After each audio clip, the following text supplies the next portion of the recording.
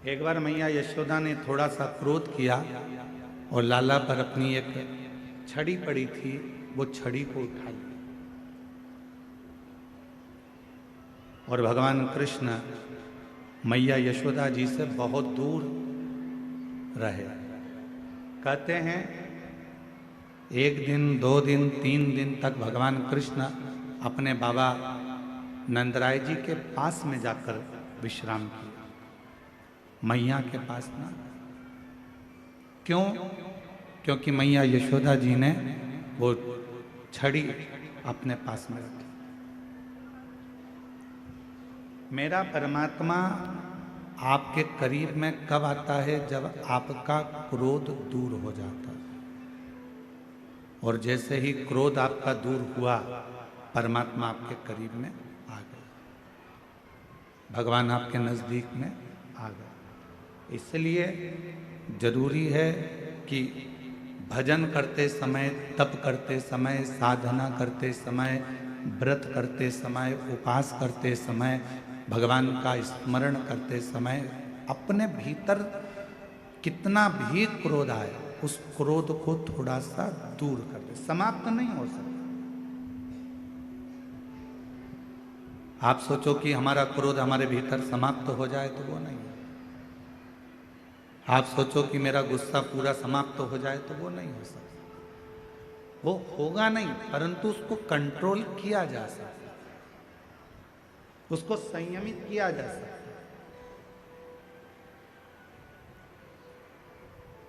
और भोला सब दुख काटो और सती जी का विवाह होने के बाद भगवान शिव मां सती को नंदी पर बिठाकर कुंभज बाबा के आश्रम में कथा श्रवण कराने के लिए लेकर जा। थोड़ा ध्यान दीजिएगा कथा पर।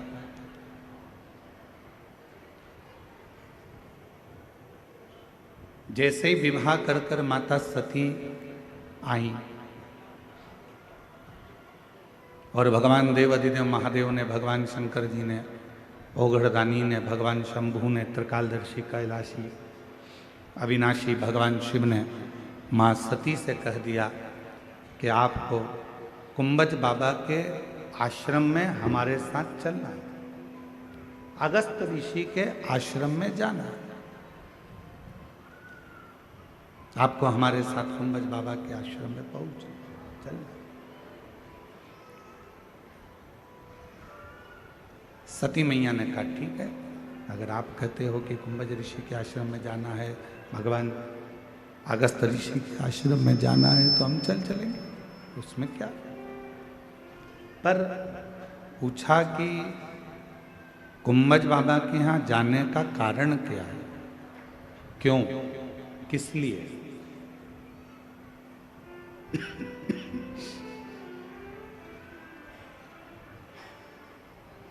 हम क्यों कुंभज बाबा के यहाँ जाए? कुंभज ऋषि के यहाँ जाने का कारण क्या है? तो भगवान देवाधिदेव महादेव ने कहा, सती कुंभज ऋषि के यहाँ हमें इसलिए जाना है क्योंकि हम वहाँ बैठकर थोड़ी सा भगवान की चर्चा कर सकें, भगवान का नाम उच्चारण कर सके, थोड़ा सा भगवत भजन कर सके, थोड़ा सा मंत्र जाप कर सके, थोड़ा सा नाम कीर्तन कर सके, इसलिए कुंभज ऋषि के आश्रम में जाते।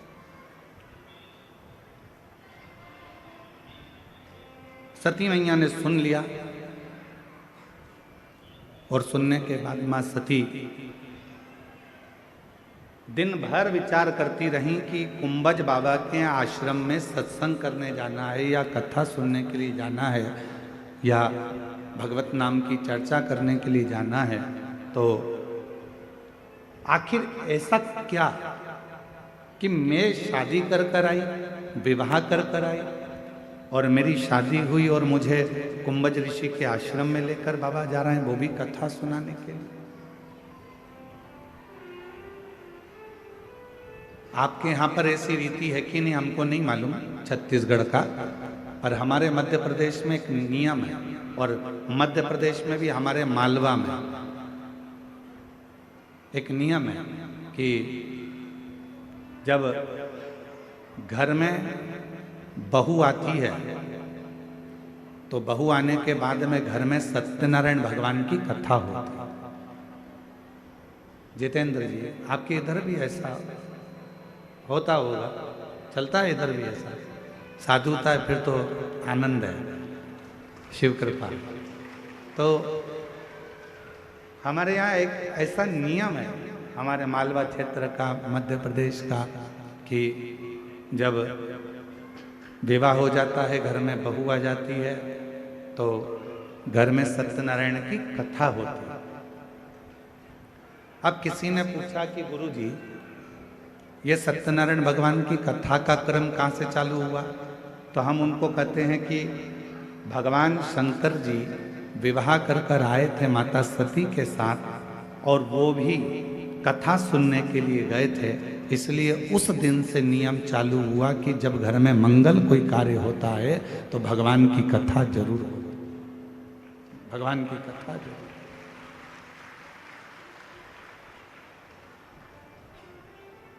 घर में कोई भी मंगल कार्य होगा तो भगवान का कोई शुभ कार्य होगा तो कथा होगी, मंगल कार्य होगा तो कथा होगी।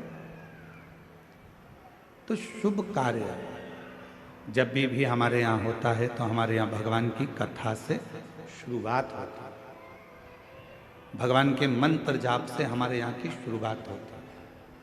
तो हम भी आपको यही कर रहे हैं, प्रतिदिन आपके जीवन की रोज की अगर शुरुआत आपको करना है तो 1 लोटा जल भगवान शंकर के मंदिर में चढ़ा कर जाओ और अपनी जिंदगी की रोज की शुरुआत करो, तो आपकी जिंदगी उन्नति की ओर बढ़ती चली जाए। प्रतिदिन का एक नियम बनाओ कि मुझे भगवान देवाधिदेव महादेव पर 1 लोटा जल समर्पित करना है।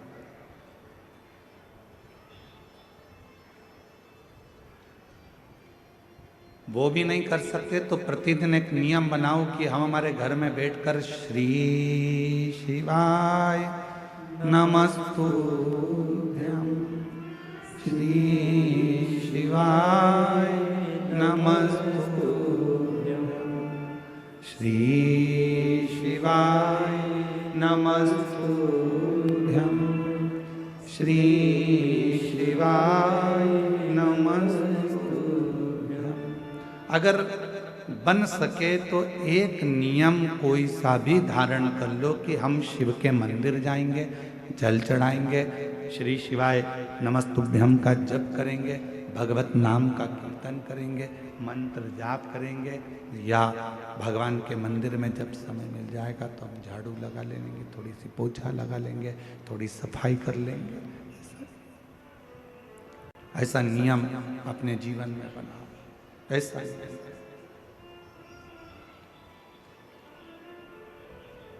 और जिसकी जिंदगी में कोई भी एक नियम प्रारंभ हो जाता है तो परमात्मा भी उस नियम को पूरा करने के लिए उसको बल प्रदान करते रहते हैं और उसका हाथ पकड़कर चलते रहते हैं।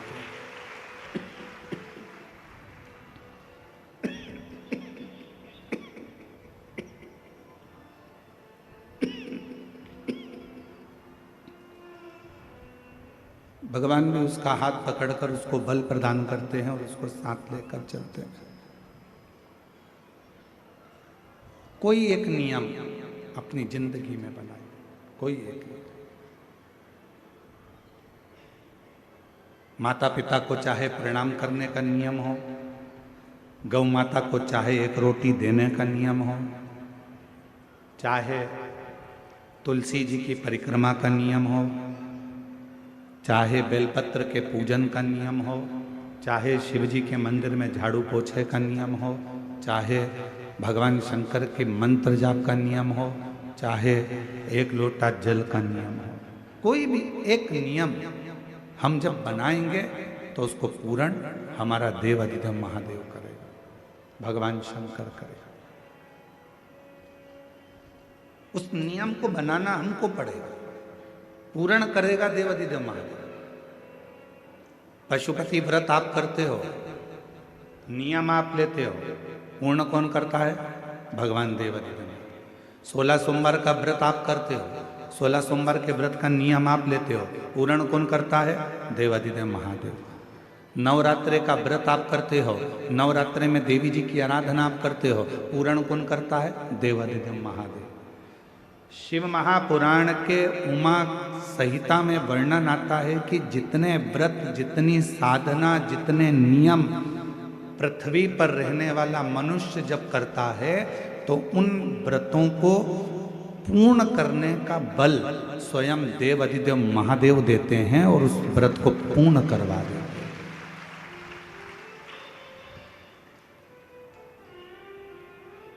बल देते हैं भगवान शिव, शक्ति देते हैं भगवान शिव।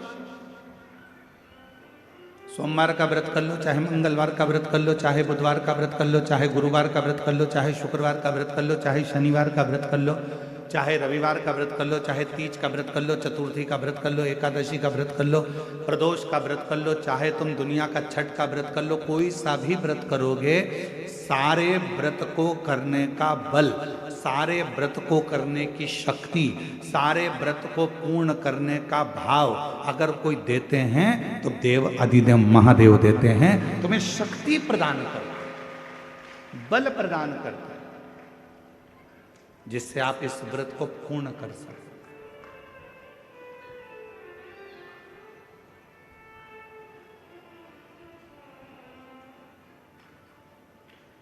और वो शक्ति कोई दूसरी जगह से नहीं मिलेगी, वो शक्ति मिलेगी आपको एक लोटे जल से, वो शक्ति मिलेगी आपको भगवान शंकर की अविरल भक्ति से, वो शक्ति मिलेगी आपको भगवान के भजन से, भगवान के मंत्र जाप से, भगवान के स्मरण से।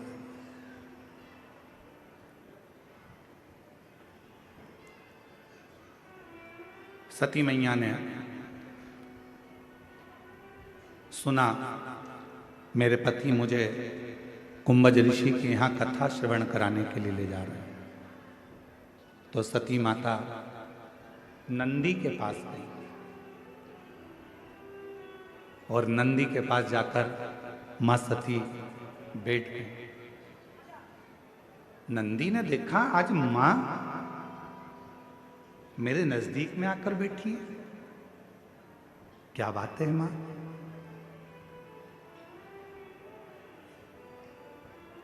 आज मां सती जो भगवान देव अधिदेव महादेव की अर्धांगिनी है, जो भगवान शंकर के साथ कुंभज ऋषि की यहाँ कथा सुनने जाने वाली हैं, जो अगस्त ऋषि के यहाँ पर कथा श्रवण करने के लिए जाने वाली हैं, वो माता सती आज मेरे नजदीक में आकर बैठी है। हम भी आपको कहते हैं जब जिंदगी में थोड़ी सी भी तकलीफ हो, थोड़ा सा भी कष्ट हो, थोड़ी सी भी अगर दुख हो, तो शिव जी को जल चढ़ाओ, बेलपत्र चढ़ाओ, और कोई मन में अगर दुख है तो नंदी के पास 2 क्षण बैठकर अपने मन की बात नंदी से जरूर कहो। क्यों? शंकर भगवान से सीधे आप अपने मन की बात नहीं कह सकते, तो नंदी के कान में जब आप कुछ कह देते हो तो नंदी के कान की बात भगवान शंकर के हृदय तक पहुंच जाती है और शिव जी उसको स्वीकार करते हैं।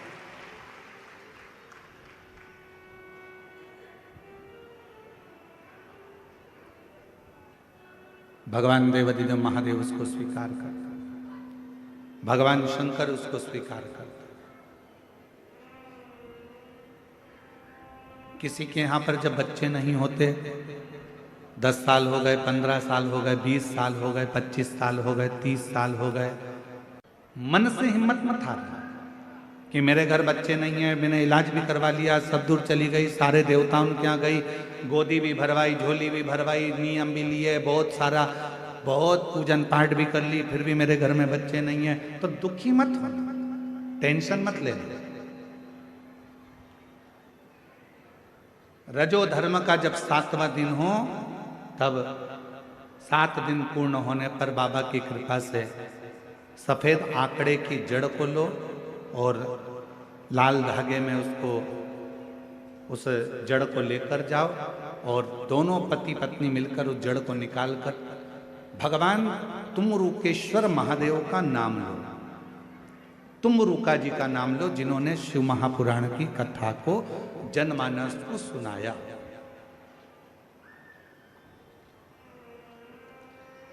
तुम रुकेश्वर महादेव का नाम लेकर, तुम रुके जी का नाम लेकर 21 बार भगवान शिवलिंग के आसपास में से भ्रमण कराकर नंदी के पास खड़े होकर बाबा को प्रार्थना कर कर वो सफेद आंकड़े की जड़ को अपनी कमर में लाल धागे में उसको बांधो।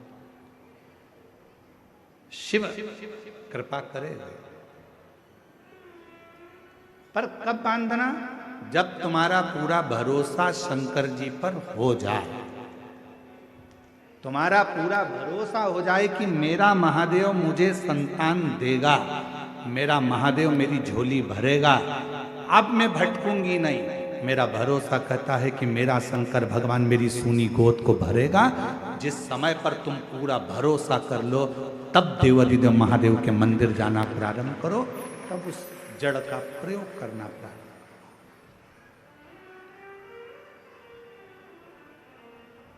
तब उस जड़ का प्रयोग करो।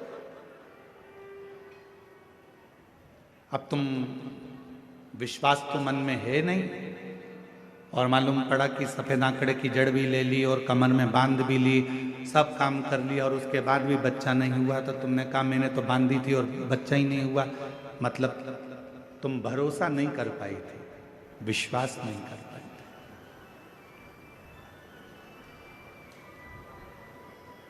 यदि तुम्हारा भरोसा होता, यदि तुम्हारा विश्वास होता। कई लोग कहते हैं गुरु जी, शिव जी के मंदिर में शंकर जी के शिवलिंग के सामने जो नंदी रहता है वो तो पत्थर का, वो पाषाण का। क्या पत्थर का नंदी भी हमारे मन की बात को सुनता है?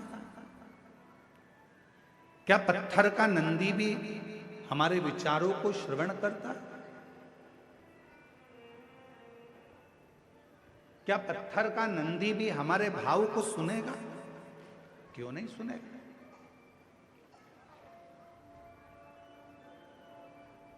साचो प्रेम प्रभु में हो तो मूरत बोले कांट की। आप लोगों ने कथा सुनी होगी मां कर्मा जी की।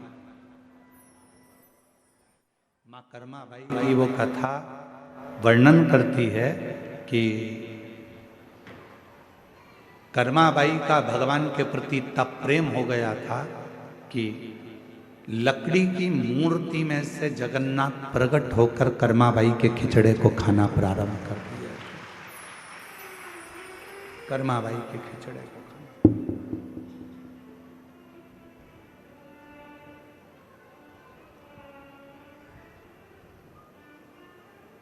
और साचो प्रेम प्रभु में हो तो अरे मूरत बोले काट की।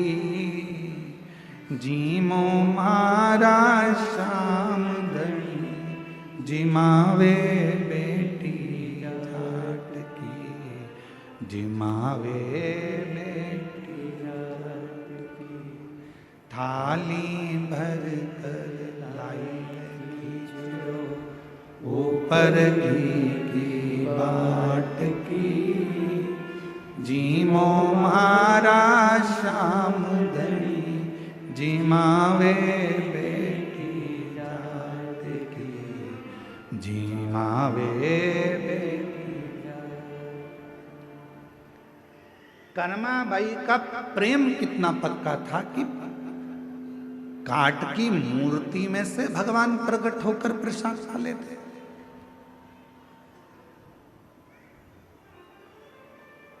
कर्माबाई का प्रेम कितना प्रबल हो गया था कि पत्थर की मूर्ति में भी भगवान सामने खड़े होकर भोग लगा लेते।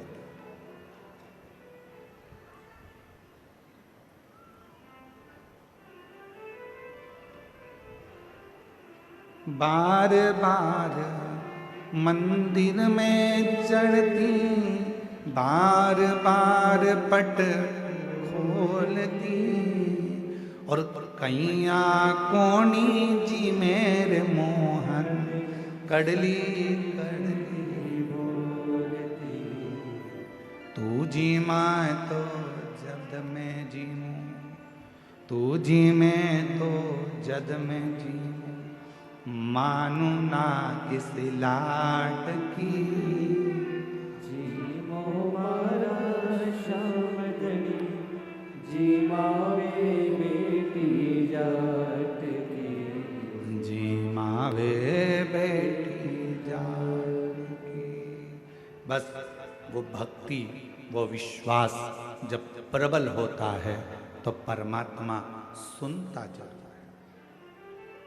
एक पत्र आया है, उस पत्र में एक बहन जी ने लिखा है कि